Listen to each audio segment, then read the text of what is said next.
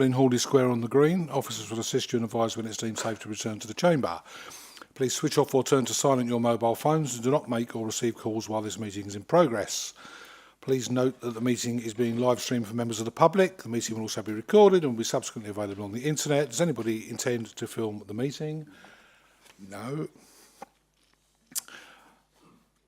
Following members have asked to speak under Council Procedure Rule 20.1. Item 4, Councillor Davis. Item 5, Councillor Bayford. Item 7, Councillor Bayford. Item 8, Councillors Cutright and Pugh. Does any other members wish to speak under Council Procedure Rule 20.1? No, thank you. We don't have any apologies, but I'd like to welcome Councillor Will Scobie to his first Cabinet meeting and to the Cabinet. And I know he's going to make a significant contribution over the remaining time that we've got at Thanet District Council. So welcome. Does anybody have any interest to declare in the items of business on the agenda this evening? No. Minutes of the previous meeting. Summary of recommendations and decisions of the meeting held on the 30th of April. Copies attached to the agenda. I propose to take the minutes as read. Do I have a seconder? Councillor Keane. I think we have to have an electronic vote. If you agree, vote yes.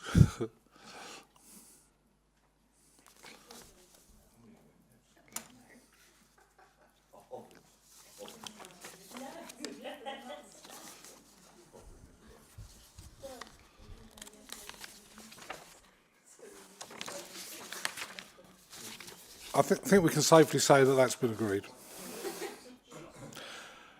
First substantive item is the air quality strategy for Thanet, to be introduced by Councillor Keane.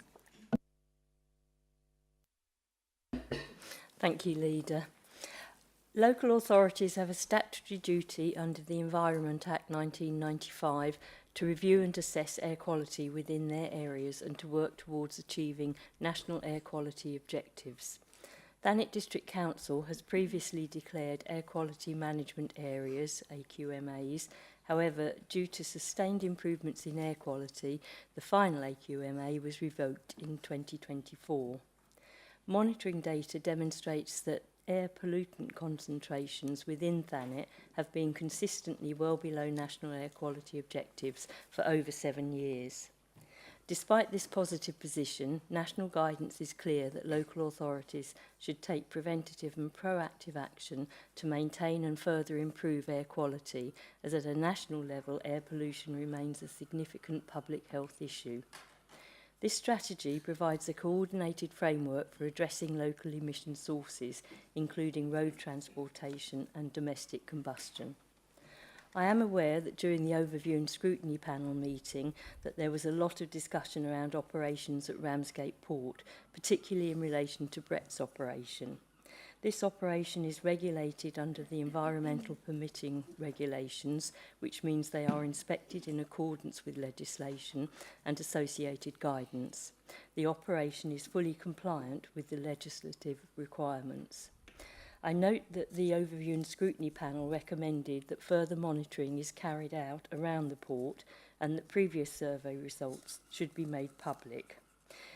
I accept the recommendations and I will ask Mr Humber to bring a report to a future Cabinet meeting.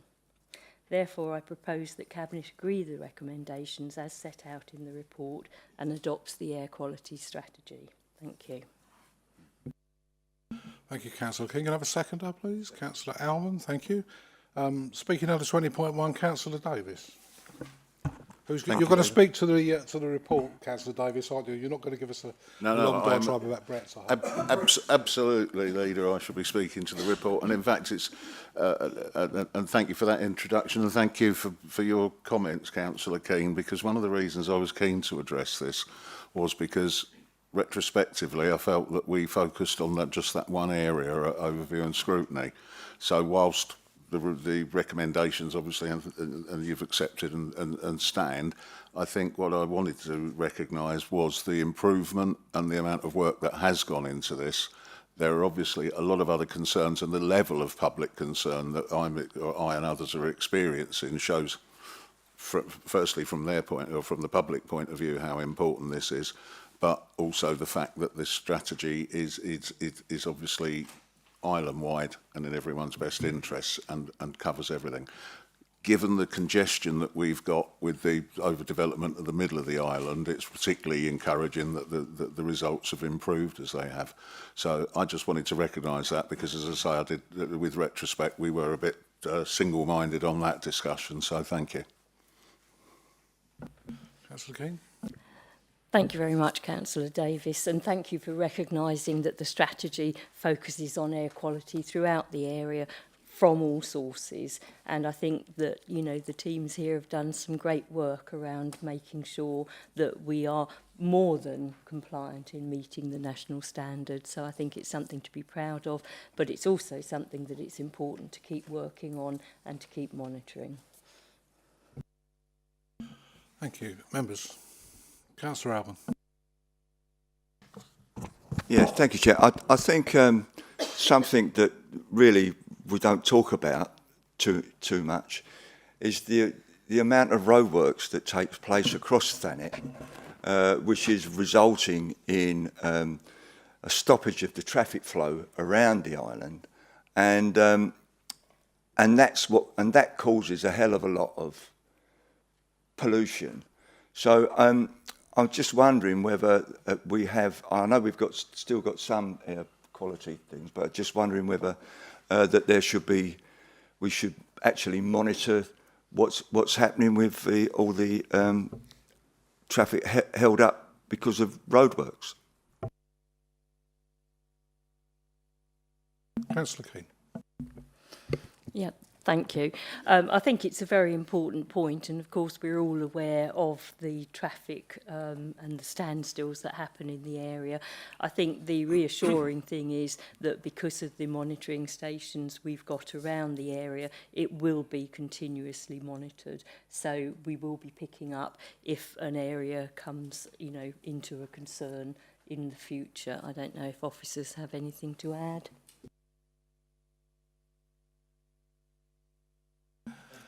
Councillor Bright. Thank you, Leader, and thank you, Councillor Keane, for the report. I just have a question really around the proposal from Overview and Scrutiny. I don't deny that it's a good idea to carry out some further monitoring of the port because there are concerns there. Living near Joss Bay, I noticed a couple of weeks ago when the wind was blowing a certain way, the sand basically comes halfway up to Elmwood Avenue. Now, that's obviously sand from the beach. If there is a concern around the port, are we measuring it against another area?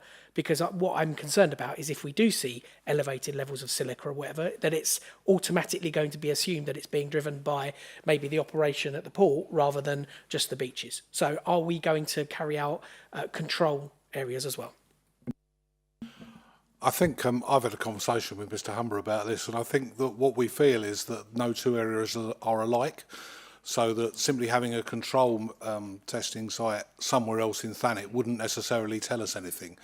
I mean, we believe the problem, if there is a problem, is caused by sand from the beach. But we will carry out the testing that we'll carry out, and then we'll produce a report into it, and we'll explain what we're finding as best we can. But I think the first thing to do is to get the results, to be honest with you. I think you make a very valid point. I just don't think it's easy to do. Anybody else? No. Okay, that one's been moved and seconded. Everybody please vote.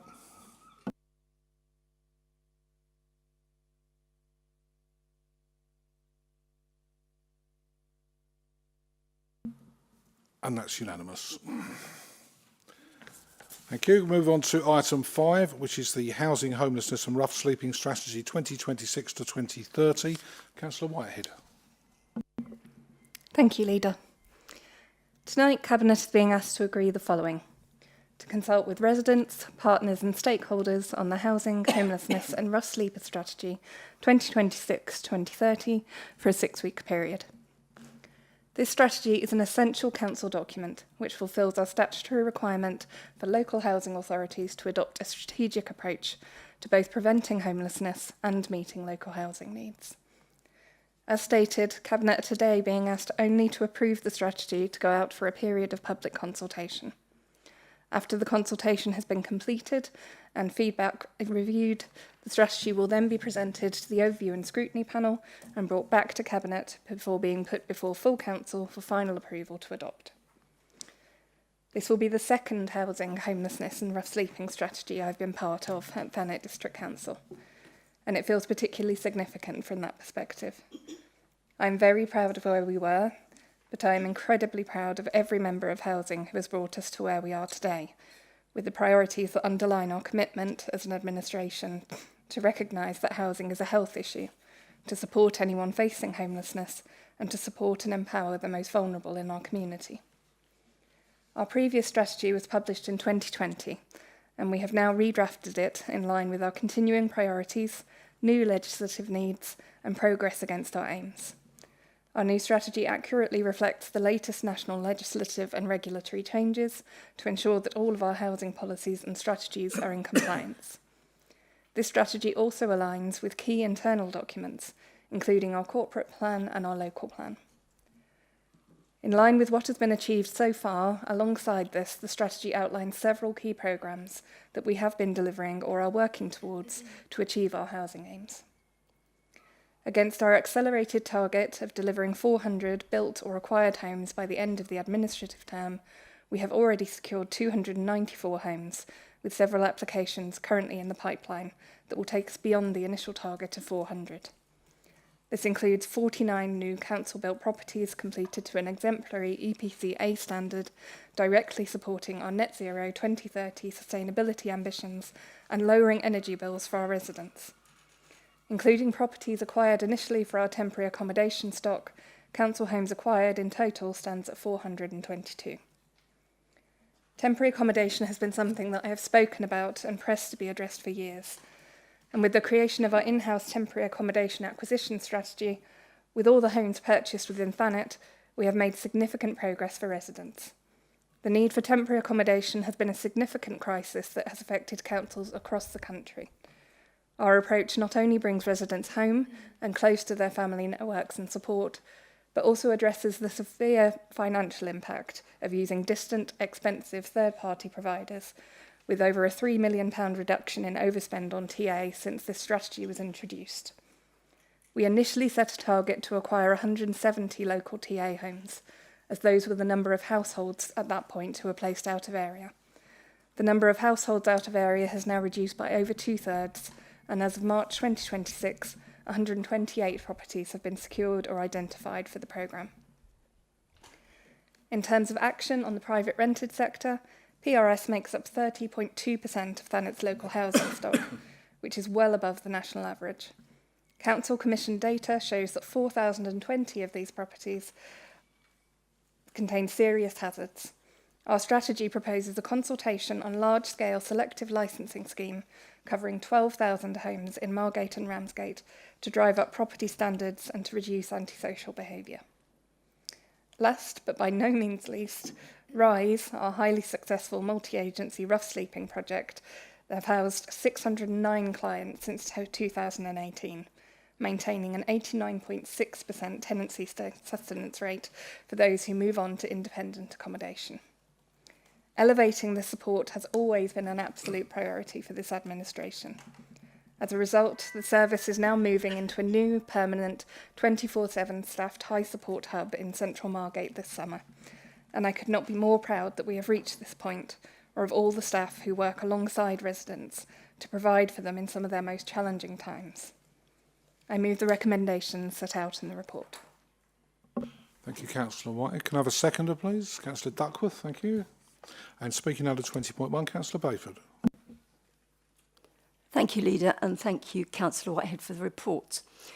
In my mind, there is no question that the Thanet's housing, homelessness and rough sleeping strategy consultation should be undertaken, but 3.1.4 of the report states that while the Council has made significant progress in addressing the TA crisis, the cost pressure that TA provision has on Council finances still makes this a key strategic risk going forward.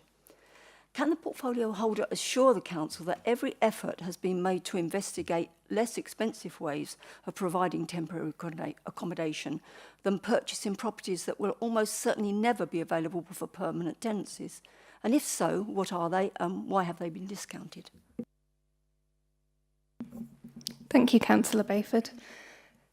I think we've explored, probably in extensive detail, why the current temporary accommodation acquisition strategy actually saves us money on top of providing for the essential things that we need to be looking at, because although we are obviously always looking at how the council functions from a financial sense, we have to consider the social and emotional and physical needs of our residents, and they need to be here in Thanet. And previously, having 170 households out of area is not something that we can countenance. We've managed to address the social aspect in terms of bringing back as many people as possible, and we should be able to bring back everyone with the 170 acquisitions. But in doing that, we've also knocked £3 million off the surplus, so that we're now only at, I think it's 505,000 for our current surplus. So for that to have happened in the 2 years since we began this programme shows that this is more than cost effective in terms of our previous approaches to temporary accommodation. And we can monitor our own accommodation far more effectively than we can monitor external providers. I'm not quite sure where you're coming from in terms of these properties not being cost effective long term, because as long as they are used, unfortunately, it is likely that we will always have a need for temporary accommodation. That's not going to slacken off, at least in the next few years, and we don't know what happens post-unitary. So all of these are purchased on the understanding that they are going to be temporary accommodation properties, and as such, they far more than break even. However, they are also a capital purchase in and of themselves. They have value in and of themselves as properties, and will also bring in an income if, at some indeterminate point in the future, we have magically solved all of the issues relating to displacement and homelessness and no longer have a need for as many TA properties. As it stands at the moment, I can't see us needing a reduction in our TA properties, but it is important in terms of the flexibility of probably the future unitary that those properties can effectively be moved around within the council portfolio. So they are all council properties, they all have the potential long term to provide permanent homes. But at the moment, they are very much needed for TA. Would you like me to? Yes, I'm not disputing that what's been done is cost effective. I'm just wondering whether other ways that are perhaps more cost effective have been investigated. Thank you.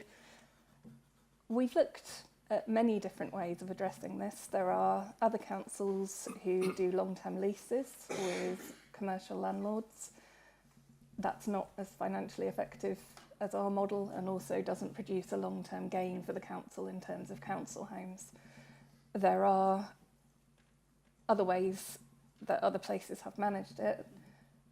Thus far, I don't think it's an exaggeration to say that we are well ahead of the game in terms of how we do things here. And there are many authorities now who are copying the same approach in terms of purchasing for in-house, rather than relying on external. So I attend LGA training sessions regularly. I work with other cabinet members from other authorities.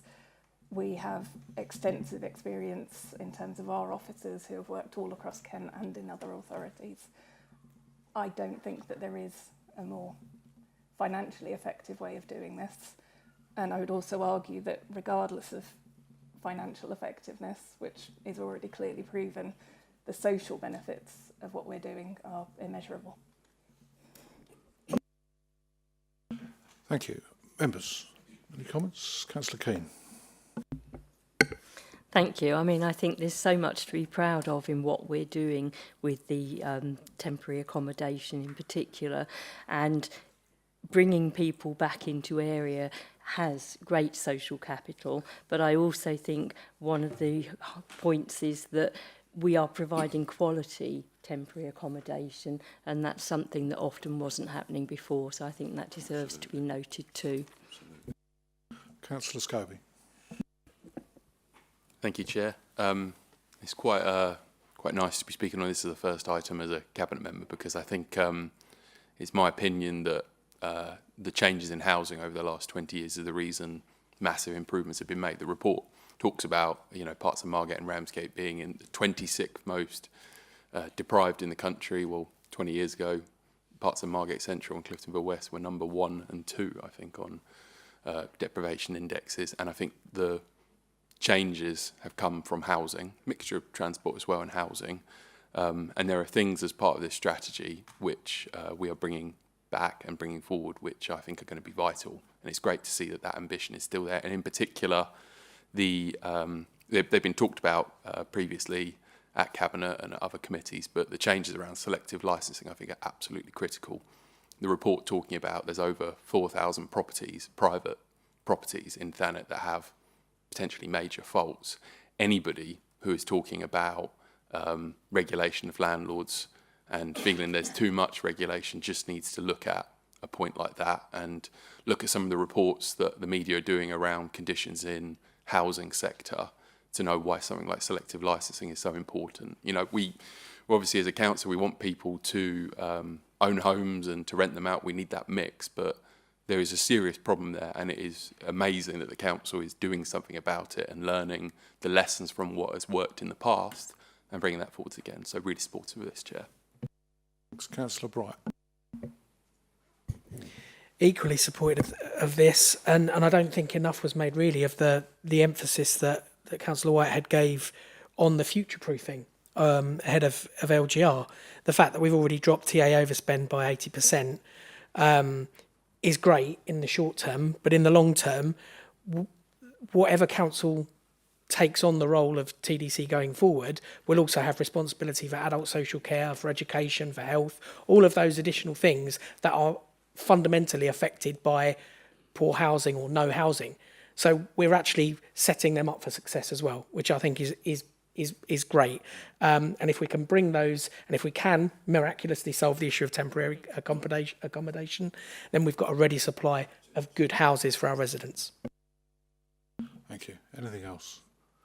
No? Okay, that one's been moved and seconded. Can everybody vote, please?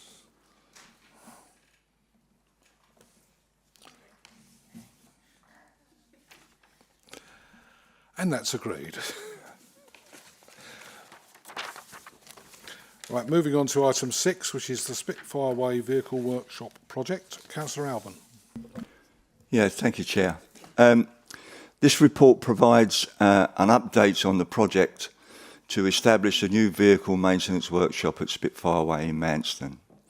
The report recommends the approval of a key decision to undertake works at Spitfire Way with a total value of £1.31 million to make the facilities ready for service. The Council's fleet of 113 vehicles, which includes 41 heavy goods vehicles, is maintained at the Manston Road depot. These vehicles are used to deliver the waste collection, recycling and street cleansing services. However, the existing workshop at Manston Road depot is no longer fit for purpose. It is an ageing facility that is too small for modern vehicles and does not meet current standards. To ensure the Council can continue to operate its fleet efficiently and safely, we need to establish a modern workshop facility. Some option scoping work was done last year, as set out in Table 1 in the report. The option to identify an alternative workshop site was found to be the most appropriate way forward. In November 2025, an urgent decision was made to secure a lease for the site at Spitfire Way in Manston, which offers the space and facilities we require. there was a risk of losing that excellent opportunity to other parties if the decision was not taken urgently. That decision then allowed a firm commitment via an agreement for lease to be made.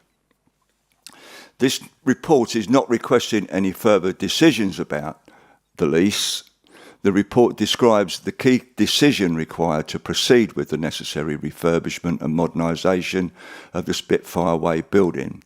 These works will transform the site into a fully operational modern workshop, allowing our workshop team to maintain the fleet in-house, supporting compliance with the Council's heavy goods vehicle operations licence. A £1 million budget for this project already exists, but on its own is not sufficient to complete the works. The report therefore also proposes a budget environment. This involves moving £525,000 from the Manston Road infrastructure project budget. This funding is available because that project is forecast to underspend by a similar amount. By reallocating these existing funds, we can address the urgent need at Spitfire Way without seeking an entirely new capital budget for this project. The recommendation in this report are the most cost-effective and practical way forward to deliver modern and compliant workshop facilities. It will also allow the existing life-expired workshop at Manston Road to be vacated.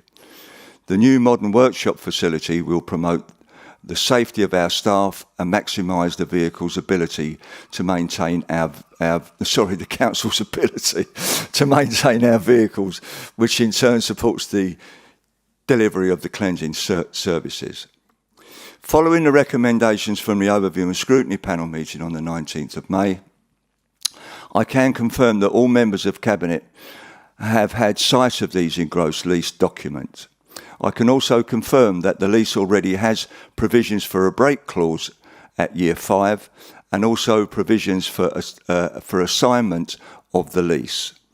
Officer responses to the Overview and Scrutiny Panel recommendations are set out in section 4 of the report. Lastly, although more of the general Overview and Scrutiny Panel's recommendations rather than one specific to the Spitfire Way project, the report also responds to the recommendations for all urgent decisions to be shared with group leaders. Such decisions are already shared via email notification to all councillors at the same time as the decision is published, and there is no such requirement for a separate notification within the provisions of the Council's constitution nor legislative framework. Again, more detail can be found in section 4 of the report. I move the recommendation set out in the report, Chair. Thank you. Thank you, Councillor Alban. Can I have a seconder, please? Councillor Bright. I'll just say something in respect of the discussion that went on at scrutiny, because there was a very lengthy discussion, most of which was about the decision that had already been taken last November, which obviously had a relationship with the decision that we're asked to take tonight. It was a bit disappointing, to be honest with you, that there was a lot of challenge to the process that the council had followed and some misunderstanding. The chair of scrutiny was asked to agree that the decision was urgent. He wasn't asked to make the decision. Some people were asking what the chair of scrutiny had actually seen in terms of the lease. That wouldn't have been appropriate. It's for Mr. Carmichael to make the urgent decision. And I think it's important that we have processes which allow us to make urgent decisions, because we have to be agile as a council, as far as we can be, consistent with our governance requirements, and take advantage of opportunities that appear at short notice. So I think this was absolutely the right decision. And when you look at the location of this facility and what the facility is, it's entirely suitable, and it's good that we were able to do so. If there is any challenge to the way that urgent decisions are handled, that's obviously not a matter for Cabinet, it's a matter for the Constitution Review Committee to consider, and it's up to anybody to bring their ideas about that forward. But I'm absolutely satisfied that the proper governance processes were followed in this case, and I think everybody probably recognises that now. But there was a lot of noise suggesting that perhaps other things should have been done, or other decisions should have been looked at, or Cabinet should have done this, that and the other. I think the decision was made in a proper way on the basis of proper research by the officers in the way the Constitution sets out, and I don't think there's any further need to dwell on that. This is a good scheme. It will provide better facilities for the council. I think anybody who's been to Manston Depot is under no illusions of the fact that we can't continue to use it in the way that we've used it in the past. This is a good opportunity, and I'll certainly be supporting this tonight. Members. Councillor Scobie. I will add one comment, because for the last 2 years I've sat on overview and scrutiny. It was very frustrating watching it and not being able to speak, so I'm going to speak here. I think there's a couple of key points. You've mainly covered them, Leader, but I just wanted to pull out. Number one is focus on the decision here. I don't think there's anybody that was actually challenging whether this is the right thing. It was all a discussion about process, and I think that really diluted the ability for overview and scrutiny to have a voice in this.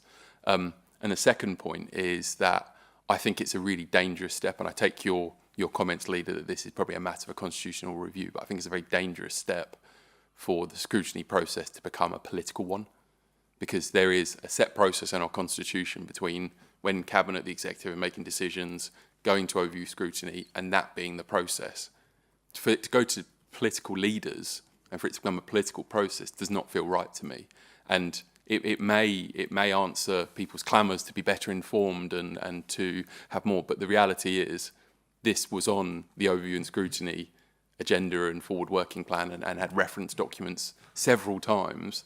So the idea that this needed to be sent out and reminded to group leaders as well, I think is really sort of missing the wood for the trees on this. So take your point, this is a matter for constitutional review, but I also share your disappointment that an opportunity to point out something positive the council's doing that will have legacy past local government reorganisation instead became a discussion of not being open enough, when actually, in my opinion, the existing executive cabinet overview and scrutiny process is more than open, and opening that up to a political process as well is probably not wise. Well, I think it's pretty straightforward that scrutiny members cannot make decisions. And only the executive can make decisions, and officers through the scheme of delegation. So I think that the discussion got quite confused about what the process was and what had happened. So, and I certainly wouldn't want to offer too much commentary on how scrutiny conducts itself, because that's not my role. But I think in terms of making clear that the proper process has been followed, that was appropriate. Members, any other comments? No. Shall we vote, please?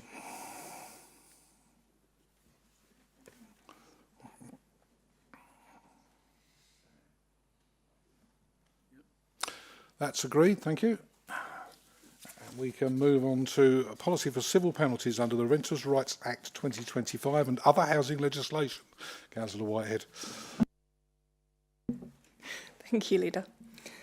Tonight we're being asked that Cabinet firstly approves the adoption of the proposed policy for civil penalties under the Renters' Rights Act 2025 and other housing legislation annexed to this report. And secondly, delegates authority to the Head of Housing and Planning in consultation with the Deputy Leader and Portfolio Holder for Housing to approve additions and amendments to the policy. Our civil penalty policy links directly to the adoption of the Renters' Rights Act 2025, which provides greater protections to residents within the private sector. Some of the key provisions of the Renters' Rights Act 2025 came into force on the 1st of May 2026. Including the ban on no-fault Section 21 notices to quit. The new regime will significantly strengthen the Council's ability to protect tenants' rights. A wide range of new civil penalties of up to £40,000 will be introduced, and some existing provisions will be amended. Statutory guidance requires the Council to publish a new civil penalty policy, and this report recommends adopting a model policy that has been published by the Association of Chief Environmental Health Officers, known from this point as ACHEO. The 13 local housing authorities in Kent are all proposing to adopt the ACHEO policy. The Renters' Rights Act 2025 places new responsibilities on landlords and imposes a wide range of mandatory enforcement duties on local housing authorities to ensure compliance with the new legislative requirements. In summary, the Act will abolish Section 21 no-fault evictions, create a private rented sector database, a form of mandatory national landlord register, introduce a new private rented sector landlord ombudsman, apply the Decent Homes Standard to the private rented sector, make it illegal for landlords and agents to discriminate against prospective tenants in receipt of benefits or with children, End the practice of rental bidding by prohibiting landlords and agents from asking for or accepting offers above the advertised rent. Strengthen local authority enforcement, and strengthen rent repayment orders. The Council currently has 3 standalone civil penalty policies, namely our policy for imposing financial penalties under the Housing Act 2004 and the Housing and Planning Act 2016, dated 1st of April 2019, our policy for imposing financial penalties under the Electrical Safety Standards in the Private Rented Sector England Regulations 2020, dated December 2020, our policy for imposing financial and publication penalties under the Energy Efficiency Private Rented Property England and Wales Regulations 2015, dated December 2020. The first 2 policies are now redundant, owing to the changes in law and in particular changes in the statutory guidance. A new approach to issuing civil penalties is required.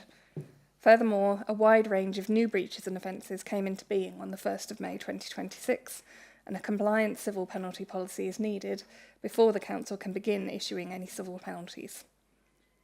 The third mentioned civil penalty policy, which relates to the minimum energy efficiency standards, is unaffected by the changes and will be retained by us. In preparation for the 1st of May 2026, the private sector team have previously created a new role of tenancy enforcement officer. An officer has been in post since the 11th of March and has been making preparations for enforcing the tenancy rights aspects of the Act. I move the recommendations set out in the report.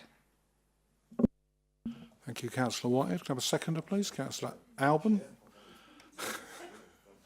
And speaking under 20.1, Councillor Bayford.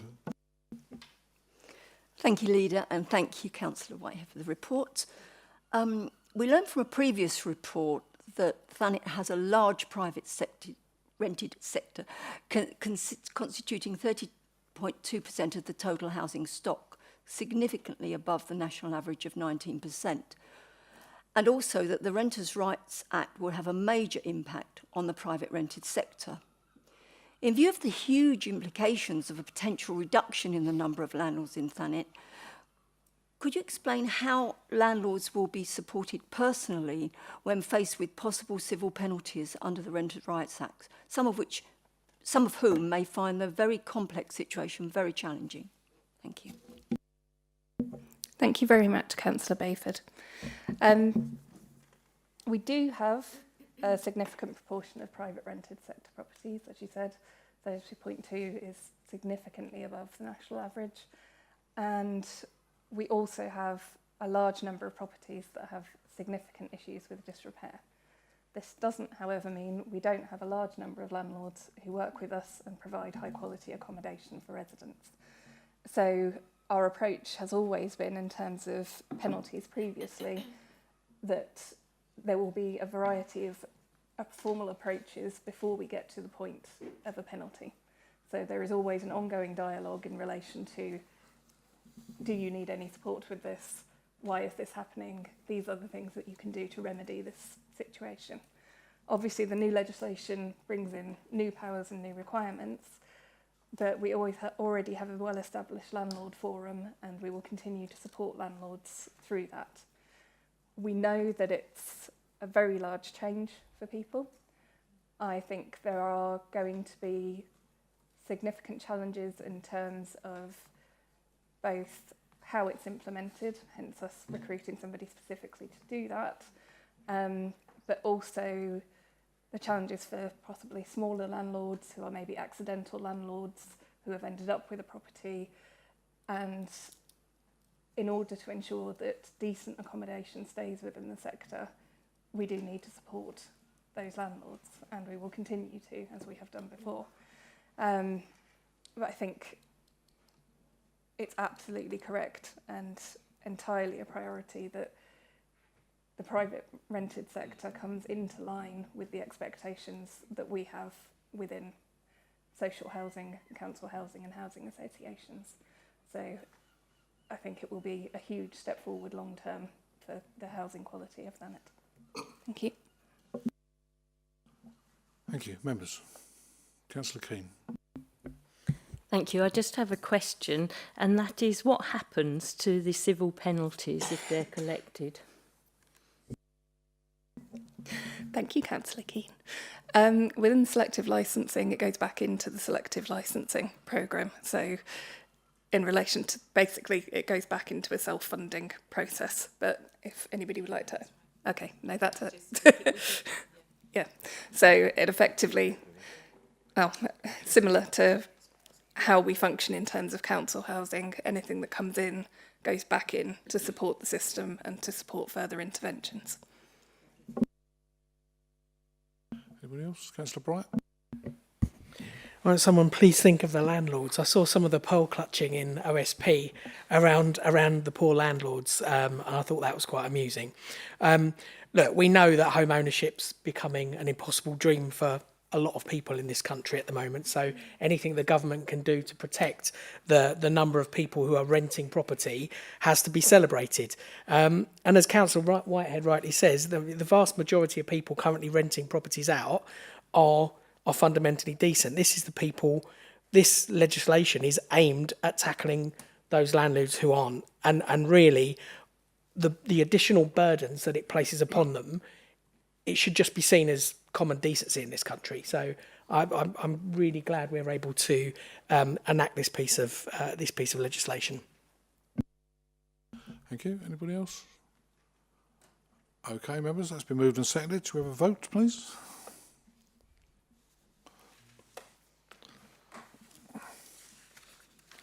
And that's been agreed.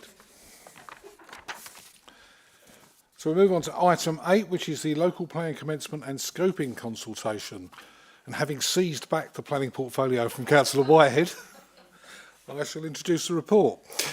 The purpose is to set out the first steps in preparing a local plan under the new plan making system and to seek members' approval for the following: to publish a local plan timetable, replacing the local development scheme, to publish the notice of intention to commence local plan preparation, and to commence the scoping consultation for the draft local plan.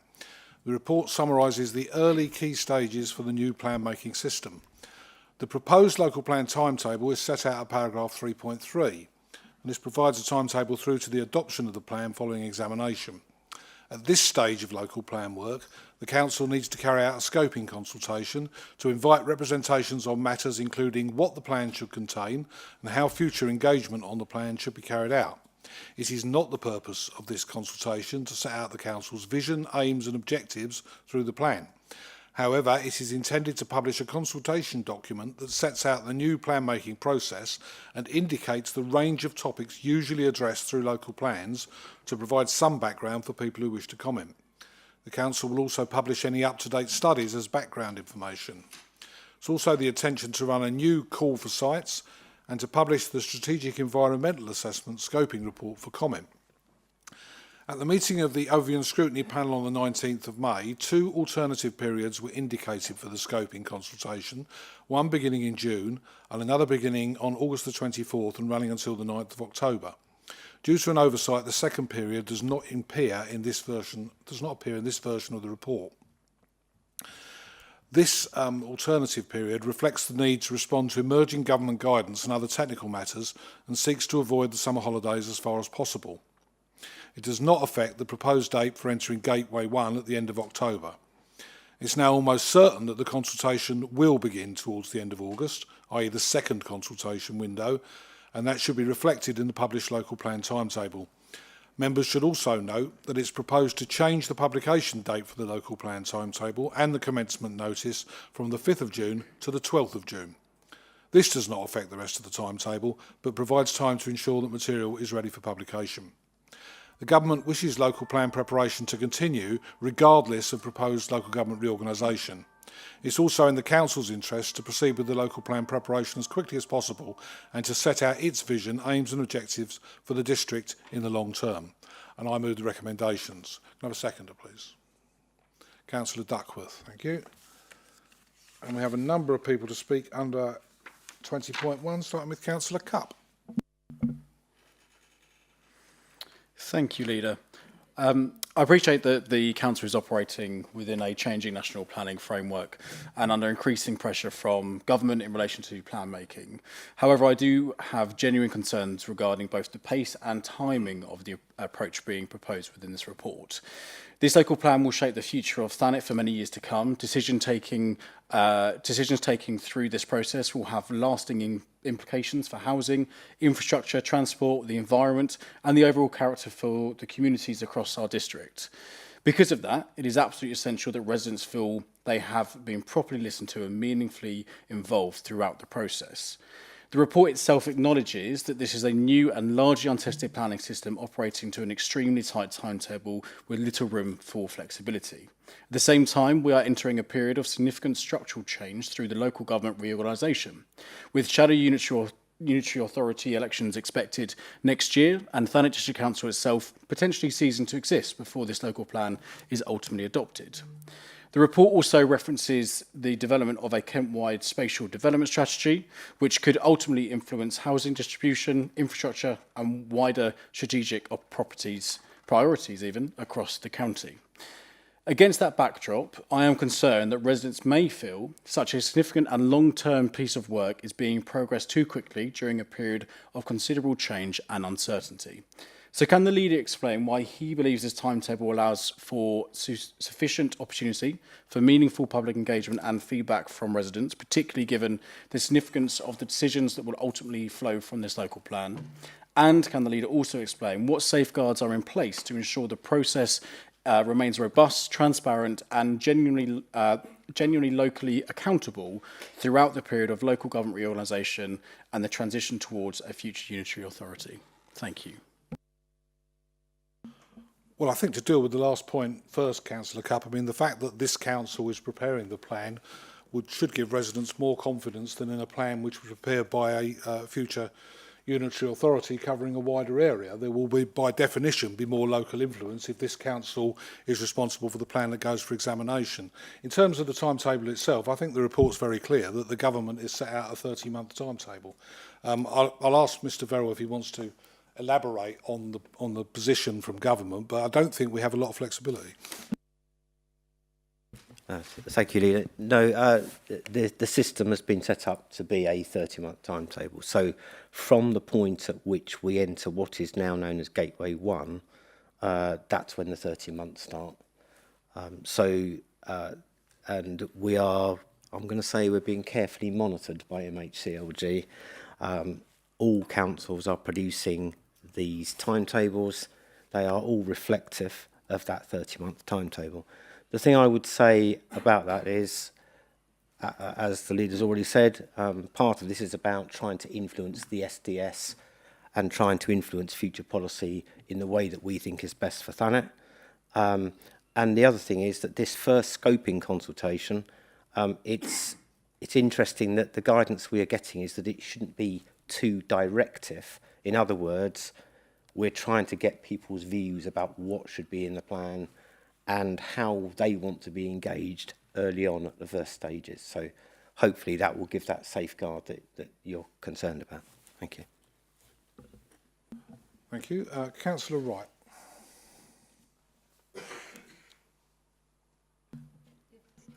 I think I will withdraw my question because I think Councillor Cupp has covered more than everything that I was going to say.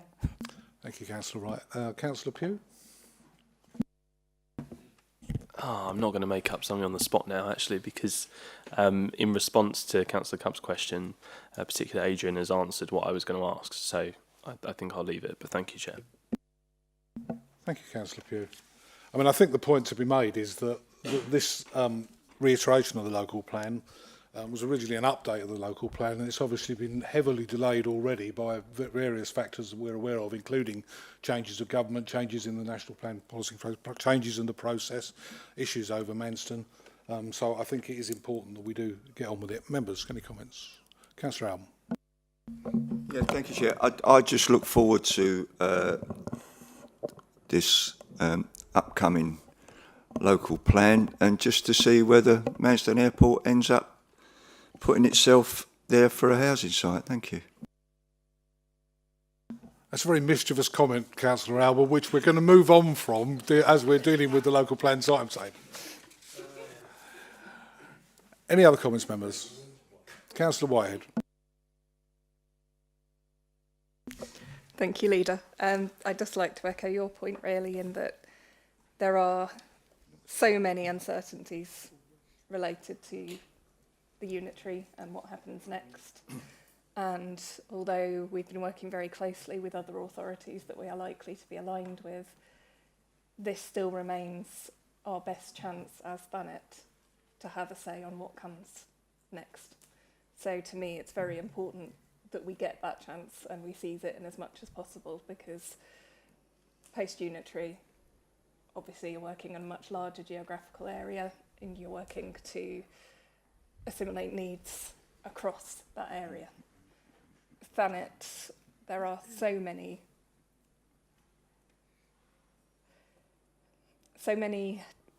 geographically important and socially important things, especially if you look at our archaeological records.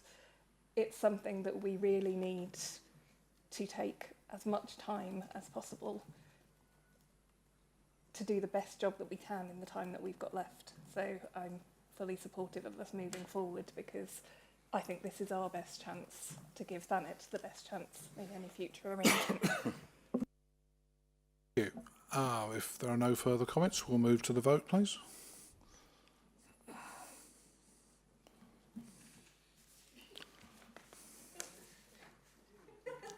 That's been agreed, thank you. And we move on to item 9, which is the TLS KPI Q4 Housing Performance Report. Councillor Whitehead. Thank you, Leader. This report provides members of the Cabinet with a review of the performance of the Council's Tenant and Leaseholder Service, TLS, for Q4 25-26. The report includes performance information relating to 2 areas of our TLS. These are our operational performance against key indicators for the period from the 1st of January 26 to the 31st of March 26, and the management of tenant and leaseholder health and safety as of 31st of March 2026. And we are tonight asked simply to note the contents of the report. For our repairs contracts, Q4 reflects in a period of increased operational pressure for MERS, with a 15% increase on volume of repairs in comparison to Q3. Q4 is typically the busiest time of the year, which has been impacted by significant rainfall, increasing cases of water ingress, roof issues and damp and mould. In contrast, the gas contract generally reaches its peak in Q3 with the boiler turn on, and thus saw reduced demand in the region of around 50%. Both contracts maintained a high customer satisfaction score. The social value delivered by our contracts within housing are a non-negotiable part of our priorities. MERS delivered on their social value commitments this year, supporting a new resident-selected playground in Ramsgate, improvements to communal facilities, apprenticeships and local employment initiatives. For the general needs voids, the average relet time has increased to 45 days. This is reflective of the additional pressure on the service due to the handover of 50 new build properties and movement within the stock and the operational downtime over the Christmas period. The average turnaround time for the TA portfolio is 16 days, which is over our current 10-day target. We are working with the Council's allocations team to reduce this. Our landlord health and safety compliance remains consistent, with gas safety maintaining 100% and electrical safety at 99.94%. As for our FRA actions, 87 new actions were added in Q4 and 245 actions completed. At the end of Q4, the overdue actions total 198 in comparison to 282 in Q3. The report breaks down the outstanding actions, and we currently have no outstanding intolerable or high-risk actions. There was a 40% increase of damp and mould cases recorded under AWAB's law from Q3, which aligns with the trend which is driven by the coldest temperatures and the wettest weather. The team continued its strong performance in this area. 96% of our capital programme was spent this financial year, although this does not include the budget put aside for the tower block programme, which is still being delayed pending BSR approval, although we are hoping for movement on that. Decent Homes is at 89%, which is mainly driven by properties that have insufficient loft insulation. Half of these properties are being addressed in Q1 of 26-27, which will greatly improve this figure. Our arrears figure finished at 2.2% at the end of 25-26. This is a great achievement for our team, and it continues to provide steady and sustainable improvements to our income position. We've improved our reporting for ASB, and now the dashboard will include open and closed cases within a period, as well as cases categorised as neighbour nuisance and fall under our good neighbour policy for management. The reporting analysis of the data will continue to improve as we improve our database to enable better recording. Our final dashboard provides commentary on our progress with actions that will achieve compliance with the consumer standards and our position with the recent inspection. The next steps of the inspection will be to receive our draft judgment at some point in June. Cabinet is being asked to note the report, and I move the recommendations set out in the report. Thank you, Councillor Whitehead. Can I have a seconder, please? Councillor Keane, thank you. Any comments, members? Councillor Bright? I have a question. On the tower block refurbishment, we've obviously struggled with the timings overall. It's not our problem. We've done the designs. The BSR have taken too long to approve it. And now I notice in point 3, my understanding of that is that they've kind of changed the goalposts since we've done our design. So our designs were compliant. They've since become non-compliant. Are we back to square one, or do we keep our place in the queue, for example? So are we moving back, or are we still on their schedule? As of yesterday, we are moving forwards in that we are now under a separate team, and it seems to be that some of the issues that were previously being required to be addressed may no longer need to be addressed, but I'll pass over to Mrs. Sullivan for further details. Thank you. Hello. We don't lose our place in the queue, as it were. It's kind of a continual process. They request us for information, or where they feel we're not compliant, we need to redesign, and we put that information back in, and then they review it and come back to us again if they're still not satisfied. We are, I don't really want to say it out loud just in case, but we are quite close now to having all of that completed, and we've closed off a lot of the areas where they weren't happy with the information that we've supplied. But it's a consistent, ongoing basis. But a lot of the issues that we do seem to be encountering is where the BSR teams keep changing hands because they go through restructures, and we keep getting new people on board that look at our information again and sometimes raise extra issues, but sometimes close down issues which were a problem for the previous team but are not anymore. So. It doesn't seem to me how the system should work somehow. No. Okay. Anything else, members? Okay, that report is just for noting, so do members agree? Thank you. We move on to item 8, which is the corporate performance report. This provides Cabinet with an overview of the Council's corporate performance for quarter 4, that is the period from the 1st of January to the 31st of March, and presents the end-of-year position for the financial year 2025-26. Annex 1 tables are presented setting out the latest data against each of the 5 corporate plan priorities. The Council is currently monitoring 40 corporate performance indicators. Being the 4th quarter, this report also provides end-of-year position for any indicators which are monitored on an annual basis, including perception data taken from the 2025 Annual Residence Survey. For each indicator, the expected trend or travel of direction is stated, along with whether the Council is meeting that trend. Where specific targets have been set, these are provided. To support interpretation of the data, a short contextual commentary has been provided against the indicators to explain the performance, particularly where performance has reduced. Overall, as identified within the report, the Council is making solid progress. In terms of the overall position for quarter 4, 20 of the indicators were either meeting or exceeding their expected trend or target, while 15 were outside of the trend or target. A number were only marginally outside of anticipated performance, some by only 1 or 2%. Where performance has reduced, context is provided against the indicator within the annex to explain. So I'll draw your attention to a few specific areas where performance is notably exceeding expectations. I think we all know that one of the leading areas where that's true is in graffiti clearance. There's also enforcement actions for fly tipping and the number of beach and coast PSPO interventions.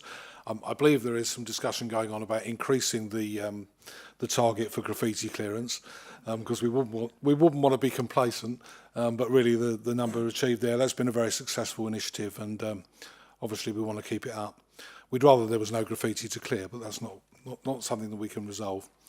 We've seen exceptional performance with actions taken to improve living conditions, supporting more than double the number of houses than the target set. There's been a significant reduction in the number of households placed in temporary accommodation, as well as strong compliance with TLS health and safety. We're also seeing excellent progress with the number of trees planted in relation to those removed. Details of all the Council's indicators are contained in the report, and Cabinet will continue to review the progress being made. This report will be shared and considered by the Council's Overview and Scrutiny Panel at its meeting on the 14th of July. I move that Cabinet notes the update provided for Quarter 4. Can I have a seconder, please? Councillor Alban. Yeah. Any comments, members? Councillor Alban. Yeah, thank you, Chair. I really wanted to pay tribute, if you like, to our graffiti removal team. They've actually worked their socks off and been very supportive by senior managers, and I just think it's something. It just shows you that if we put the right resources in, then we can get the right payback. So I just wanted to say that, and the same goes for the trees. The officers who are dealing with those, and the planting of the trees is particularly good because it's in areas where we're getting local residents coming out and helping the planting the trees, and that's great for the kids and everything like that. So yeah, I'm really pleased with that. Thank you, Chair. I think it's really important that we have this data and we pay close attention to it. I mean, we're not going to go through it line by line tonight. Scrutiny will have the opportunity to comment and ask questions as they want on service areas. But overall, it's a reasonable picture, and I think we should be encouraged by it. Members, that's been moved and seconded. It's just for noting. Is that agreed? Thank you. And we move on to item 11, which is the representation on executive appointed outside bodies for 2026-2027. Council agreed the list of executive outside bodies and the number of councillors to be appointed them at its annual meeting on the 14th of May. This list is attached to Annex 1. As part of the updates on council representatives on executive appointed outside bodies, I bring before Cabinet a list of such bodies as agreed by annual council and seek Cabinet consent to nominations of members to sit on those bodies that I put forward as reflected in Annex 1 to the report. I therefore move the Cabinet agrees the list of nominations to the executive outside bodies for 2026-27 as shown at Annex 1 of the report. Can I have a seconder, please? Councillor Alban, thank you. Does anybody wish to comment? Shall we have a vote then, please?